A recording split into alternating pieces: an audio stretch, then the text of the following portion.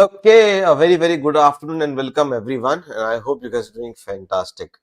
And yes, majority of you must have been waiting for your results, right? And many of you have this pertinent question, and most of you are messaging me every now and then. So when should we be expecting our results? When will we be getting our results? Since the answer key is out, the challenge is also out, and all done, and we should be having our results. And after that, we should also be looking forward to the June attempt, right? But see, you don't have these things in your hands, right? So what I always tell you is that you need not build unnecessary anxiety, and this is what basically you get into. So when it is very apparent and when it is very clear that you're either going to pursue your dream for clearing the GRF for the net examination, or if you already cleared the examination, or if you're pretty much hopeful in clearing the exams, you would eventually be getting into teaching or research, right? Either ways, number one, you will be still be preparing for the exam. Number two, you will be moving on and will be getting into research or teaching. Either case, in both the cases, you will end up studying more and more, right? And you will have to study and grasp the knowledge more and more, because the more knowledge you have, the more understanding, the better understanding you have of the subject, you are going to deliver the same, right? So with this thought, I should say that I should probably, let's not focus on when the examination results are going to come. Let us get started with our preparations when it comes to the net examination and the GRF examinations. And there are a few SET exams also lined up. So once you're preparing for the net exams, SET exams come in as complimentary, right?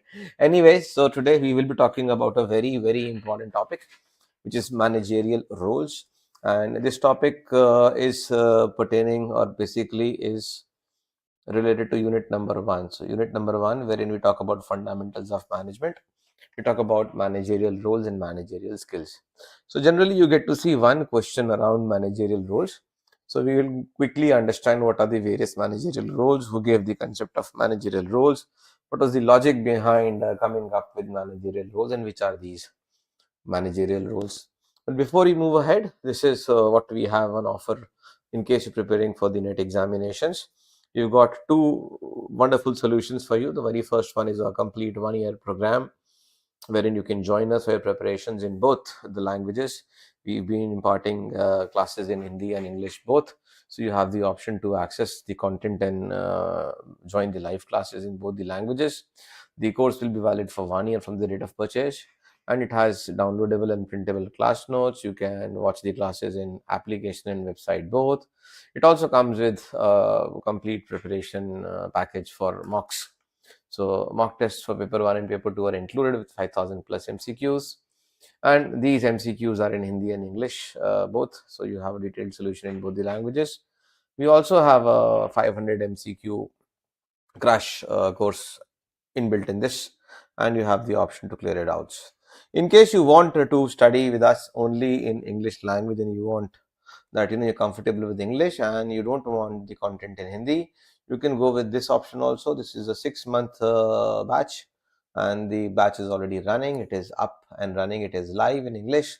We have already completed unit number 1, and we have moved on to unit number 2 and unit number 10. So Devani ma'am and I would be taking up this batch, and we hope to target this batch for the June attempt. So in case you are appearing for the June attempt, this is the batch that you can join, and that's it. And other features of the batch are mentioned above, and you can check the link in the description as well. So what do we study? We study managerial roles today, and within managerial roles, let us first understand why managerial roles and what kind of questions can we face from managerial roles. Since this is a English exclusive lecture, so all my lectures wherein I will be taking up lectures exclusively in English will have a tagging of English in the thumbnail. So in case you come from a southern background, or you come from a place wherein English is the language for communication, this is the place to be. So managerial roles. Hi Anjali, very good afternoon, and if you can kindly confirm if you can hear me loud and clear, if the audio video is okay, and just a quick confirmation would be really helpful. So we are talking about managerial roles, and when talk about managerial roles, let us first understand what are managerial roles. So when we talk about managerial roles, so just like every person does, managers also play different roles, right? So when Mahendra Singh Dhoni is is basically, is was the captain of the Indian cricket team, and he was also the wicket keeper of the wicket of the Indian cricket team. So he was playing two roles. One role was of the captain of the team, and the second role was of the wicket keeper of the team. Then he became a coach and a guide and a mentor. So people play different roles at different points of time. Similarly, excuse me. Similarly, managerial roles are basically the different behaviors and responsibilities that managers perform to lead, to plan, to organize, and solve problems. We can also look at it the perspective that managers end up doing five basic functions: planning, organizing, staffing, directing, and controlling. So all of these functions basically will be executed only when managers basically execute different types of roles. And with this, we have an understanding of managerial roles. Also, imagine a person like a branch manager of a bank. What will he be doing? So once he comes in the morning, he has a look at the cash available, then he ensures that the staff is there or not, and then he ensures that at different counters the staff is there, they are taking care of the responsibilities, and the branch is open and running. Then he responds to various emails, and then in the middle of the day he gets to connect with customers. Yes, he also communicates with his seniors or with his juniors over emails or over phone calls. Maybe he is invited by somebody as a guest, so he goes there and represents the bank, and then he meets a couple of vendors for some stationery requirements in his branch, and he negotiates the prices also. And then by the end of the day, there is some issue with the branch employees, and maybe there is some problem, and two of the employees are not getting along well. So we will also have a look at what can be done to resolve the issues amongst them. So what he is doing is, throughout the entire day, he is performing different roles. Somewhere he is taking the decision, somewhere he is representing a bank, somewhere he is basically playing a role of a mediator, somewhere he is communicating the information down the line, somewhere he is collecting the inputs and giving it to the seniors. And this is what managers end up doing. So managers at different levels in organizations may have different responsibilities. I hope everybody understands this.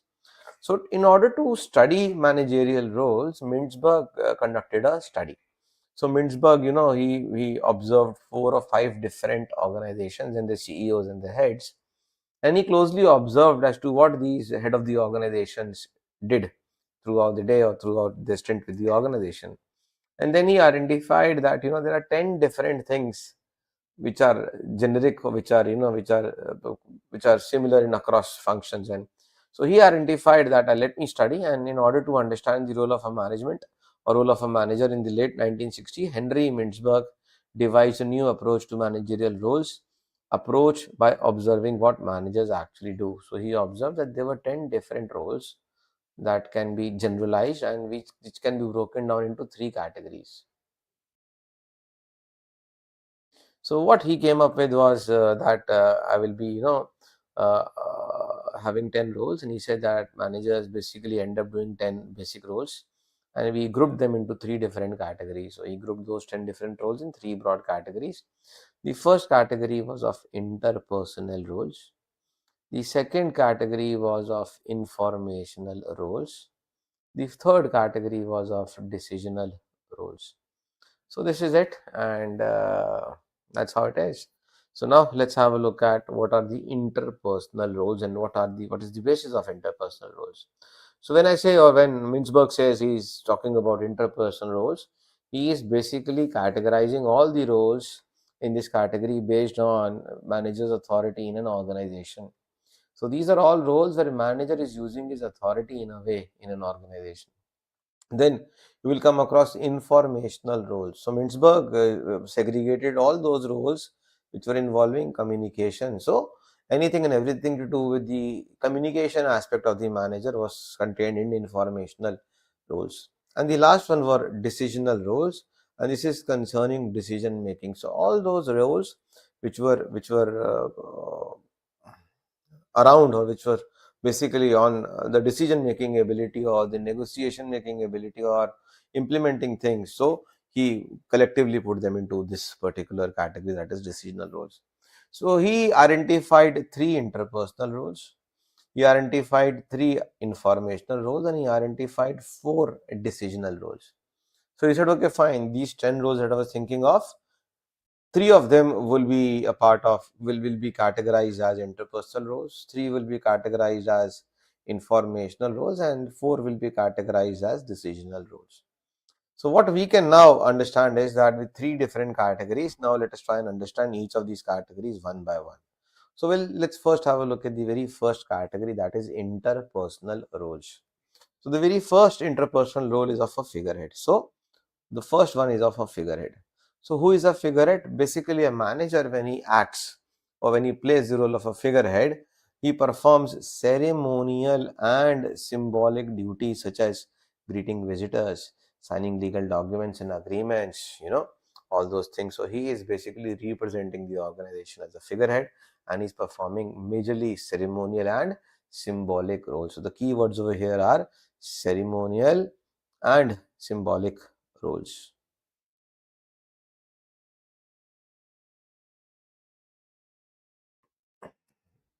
Okay. The second role was that of a leader. Now, a leader is somebody who basically leads. And when you are supposed to lead, you have to have followers, you have to have a team, right? And this is where interpersonal skills come into action. And therefore, as a leader, he is into directing, he is into motivating his subordinates. So he's ending up giving directions, he's ending up motivating his subordinates. Why? Because this is interpersonal, right? He's supposed to communicate with people. He's also supposed to train them, counsel them, and communicate with subordinates. So if he has to get the job done through people, he will have to do all these activities. He'll have to direct the people. He'll have to ensure that the motivation is there. He'll also have to train them. He'll have to also have to counsel them. He'll also have to communicate with them more often, right? So then there is a leadership role. The third role is of a liaison. So liaison is like a bridge between two different things, right? A liaison is like maintaining information link both inside and outside the organization. So when I talk about inside the organization, I'm talking about company's own, organization's own employees, organization's people, right?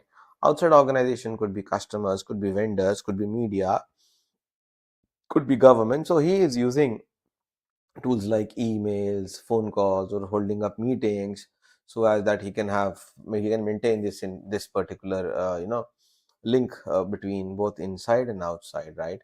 Don't get confused with the term information. Information is he's maintaining information from within and outside the organization, and this is why he's basically acting as a liaison.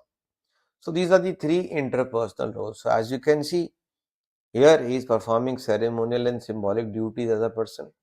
As a leader, he is directing, motivating, training, and counseling his subordinates. And as a liaison, he is maintaining maybe kind of a link or a relationship between inside and outside the organizations. These are three interpersonal roles. Now we come down to informational roles. So what do we mean by informational roles? So the fourth one is of a monitor. So just like the classes monitor in the school, Lee acts as a monitor also. So he basically seeks and receives information. He's also scanning periodicals and reports. He is maintaining personal contacts with people. So what is he doing? He is basically trying to monitor what is happening in the organization. You can remember it that way. And how can he monitor what is happening in the organization? By going through the various periodicals and reports. So, as a manager, shouldn't he be aware of what is happening in the industry? Yes. Shouldn't he be aware of what is happening with competition? Yes. Shouldn't he keep an eye on what is happening in economy at large? Yes. And that is why to do that, he's supposed to maintain personal contacts and connects with people. And this is how, by scanning periodicals and reports, he is able to receive information. And it is only not only receiving information, he will be able to receive information only if he's seeking information, right? So only if he's willing to keep a track of the information around, he's seeking information. Then the fifth one is a sort of disseminator. Disseminator is somebody who's there to propagate information, somebody who is there to forward information to other organizational members and memos and reports and make phone calls. So he is going to be disseminating the knowledge, the input, the information that he gets. So if he's getting something from top management, say the top management says that we have a plan and this is how you want to execute it. This is how we want the employees to work upon. So as a manager, his role is of a disseminator. So he is acting as a link between a top management and between the employees in the bottom level. So he's forwarding the information and he's doing it through memos, reports, or maybe making phone calls, or maybe later on taking up meetings and all those things. Hello, Kashish. How are you doing? Very, very good evening. The sixth one is of a spokesperson. So when I say the spokesperson, what do we mean? So he's also transmitting information to outsiders, right? So Sanjay Malhotra, he is the governor of RBI now, and a few days ago, he was in a press meeting and wherein he was appraising the reporters and the various news channels about the state of the Indian economy.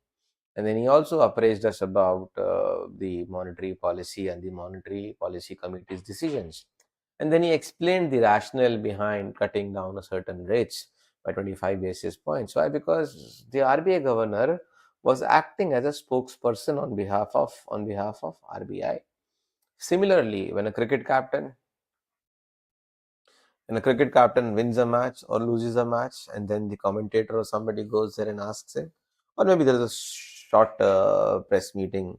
So he explained as to what went wrong in case they've lost the match, or what went really in their favor in case they won the match. So the team captain is basically representing the team as a spokesperson.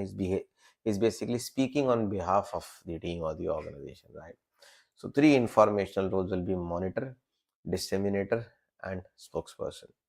Now let's come to the last set of roles, which is decisional roles. And there are four different decisional roles. The seventh one, the first one in case will be an entrepreneur. As a manager, even though you are an employee, your expectations of the company from the manager are obviously there, that he should be able to take initiative. He should be to an extent innovative. He should basically act as an entrepreneur, right? So an entrepreneur means somebody who is doing his own business, right? So similarly, when a manager is taking decisional roles, he is also expected to perform the role of an entrepreneur. You should be able to initiate improvement projects, identify new ideas, delegate idea responsibility to others. So as an entrepreneur, he should basically act as if he is the one who's running the business and take decisions accordingly. And that is why decisional roles. The second of the decisional roles, which is the eighth in the sequence, is disturbance handler. So in case there is something going wrong in the organization and he's supposed to take corrective action, or maybe there is a conflict. So in case there is a dispute or a conflict within the organization amongst employees or amongst team members, his responsibility is also to resolve conflicts, adapt to environmental crisis also, right? So he is the one who's supposed to handle disturbances, and he has to decide how to handle disturbances, how to manage, how to resolve conflicts, how to resolve issues, how to resolve and disputes and take corrective actions. The next decisional role is that of a resource allocator.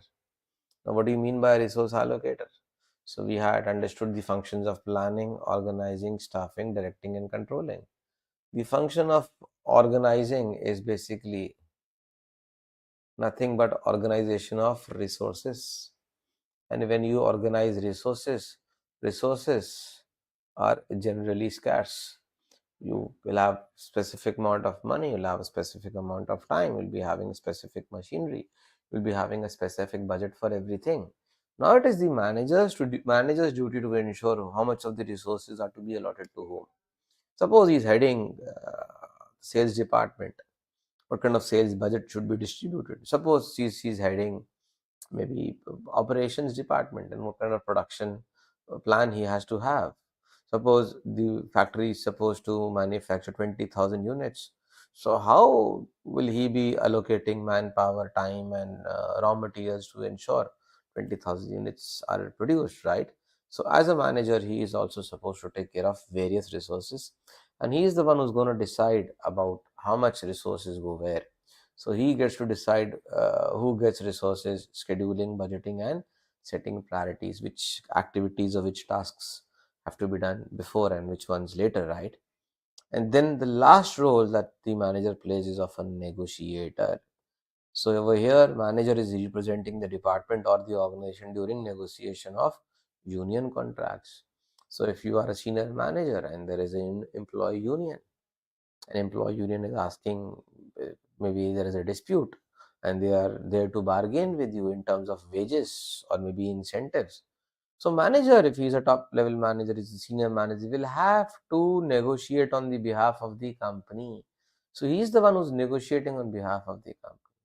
While making purchase decisions, we are negotiating on price. While placing orders, he ends up negotiating for various terms and conditions of the order. And therefore, this is how it is. And he is the one who's basically, representing the department during negotiation of union contracts, sales, purchases, budgets, and represent the departmental interest. So these are the 10 managerial roles that manager plays. So let's now do a quick recap. So the very first set was interpersonal roles. Second set were informational roles. The third set was decisional roles. Interpersonal roles are basically hovering around where the manager ends up providing information. Informational roles is where the manager processes the information, and the decisional roles is where he is ending up using the information. So the very first was figurehead. The second one was as of leader. Third one was of a liaison. Fourth one for as a manager, monitor. Fifth one was of a disseminator. The sixth one of a spokesperson. Seventh one was the entrepreneur. The eighth one was a disturbance handler. The ninth role was of a resource allocator, and the 10th role was that of a negotiator. So that's it from my side, and we'll be connecting with you again this Saturday, hopefully. And the batch is already up and running.